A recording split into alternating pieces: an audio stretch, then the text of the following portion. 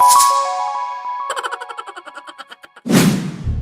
ભગવાન, એક કોર તો ઘરના કામમાંથી નવરાઈ ન મળતી હોય અને આ કાળું નિશાળેથી આવીને આડા નવડા કપડાં ફેંકવી દીધા.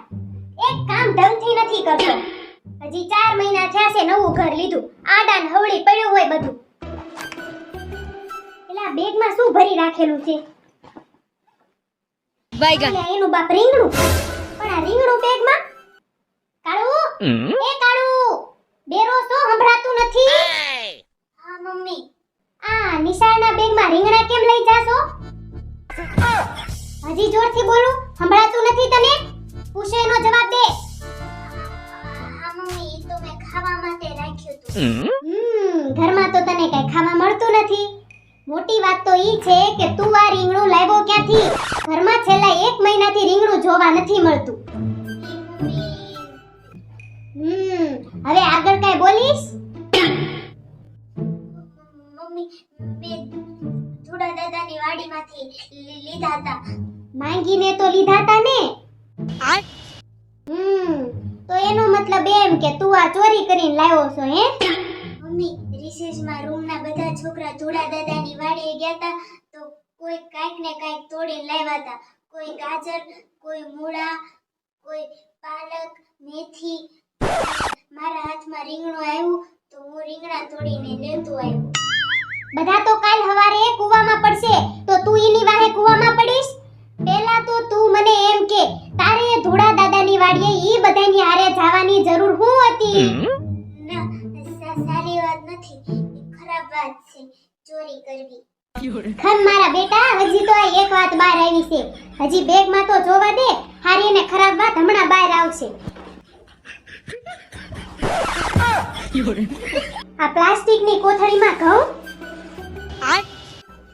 આ પ્લાસ્ટિકની થેલીમાં ઘઉં કેમ રાખેલા છે?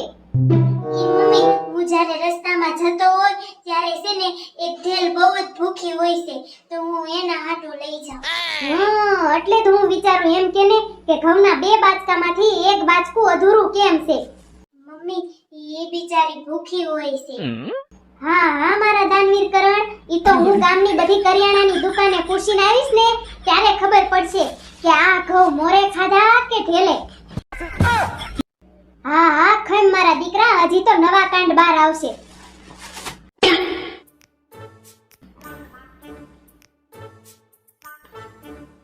આલે આમાં શું છે? બિલોરી કાચ? આ બિલોરી કાચ તો મેં તને કોઈ દી લઈ નથી દીધો. ક્યાંથી આવ્યો બિલોરી કાચ? મમ્મી, એ નિશાળમાં વેચવા વાળા ભાઈ આવ્યા હતા ને તો મેં એની પાસેથી બિલોરી કાચ લીધો હતો. એમાં દૂરની વસ્તુ નજીક દેખાય ને નજીકની વસ્તુ દૂર દેખાય. હા વેચવા વાળા ભાઈ પાસેથી લીધો, પણ આના પૈસા આપ્યા કોણે?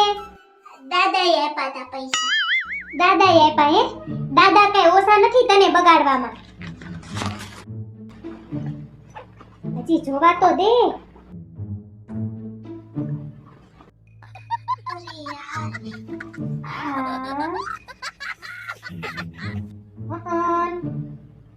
હે કાલ, આ ચોપડી તો મેં તને કોઈ દી લઈ નથી દીધી. આ ચોપડી પાછી ક્યાંથી આવી? મમ્મી, ઈ અમે ભૂરા પાસેથી લીધી હતી. ઓ, ભૂરા પાસેથી લીધી હે? શું જરૂરત પડી એની પાસેથી લેવાની? મેં તને લઈ દીધી હતી નહીં? ઈ ચોપડી ક્યાં ગઈ? મારી વાળી ચોપડીમાં ચિત્ર દોરેલા નહોતા ને એટલે જૂનવાડી ચોપડી થઈ ગઈ હતી અને આમાં હારા ચિત્ર છે એટલે ઈ મેં બદલી નાખી. ઠીક હે? વગર ચિત્રવાળી ચોપડી એ મારા દીકરાને ભણાતું નથી હે? સાચું કહે છે બધા લોકો કે બાળકોને છે ને ધ્યાન આપજો નકર બાળકો હાથમાંથી નીકળી જશે.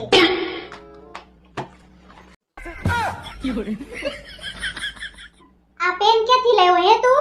તારા બાપે તો તને સેલો પેનનું આખું પેકેટ નહોતું લઈ દીધું? તારે આ પેનની જરૂરત શું પડી? ઈને મમ્મી, ઈ તો પૂરી થઈ ગઈ ક્યારે. આખું પેનનું બંડલ ખૂટવાડી દીધું હે? તું આ પેનથી લખે છો કે પછી પી જાશો? હવે તો તારા ખર્ચા બહુ વધતા જાય છે હો. સુધરી જા મારા બાપ, સુધરી જા. નકર તારા બેગને બાળી નિશાળમાંથી સર્ટી કાઢીને ઘરે બેહાડી દઈશ. પછી મરજે આયા. बैगन બીડી? આ બીડી તું પીવેસ? મમ્મી, ઈ તો પુરાની છે. ઈને મારા બેગમાં નાખી હતી. અચ્છા, ભૂરો બીડી પીવે હે? ભણવાની વસ્તુ સિવાય બધી આડાઅવળી વસ્તુ બેગમાં ભરી રાખેલી છે. જેની જે વસ્તુ હોય ને ઈ બધાયને દઈ આવશે, બરોબર? અને સાંભળ, મેં લઈ દીધેલી વસ્તુ જ બેગમાં રાખજે. વધારે અંબાણીની ઓલાદ થવાની જરૂર નથી. બહુ મોટા શોખ ન હોય જાણે. અને